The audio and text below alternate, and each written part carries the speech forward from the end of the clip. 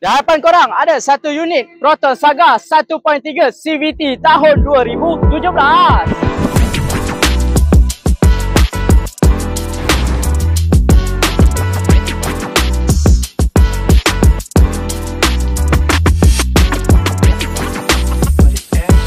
Untuk bahagian depan, korang boleh tengok condition dia masih cantik guys. Lampu variant standard dan juga fog lamp.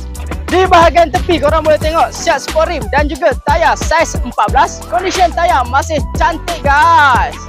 Kalau untuk harga bodi kereta ni guys, RM17,800. Kalau loan bank 7 tahun, bulanan dia RM331 sahaja guys. Di bahagian belakang, keluasan bonet dia 420 liter, siap dengan tayar spare. Di bahagian dalam, aircon yang sejuk, radio boleh connect bluetooth, cup holder, USB port dan last sekali, baby seat depan dan belakang.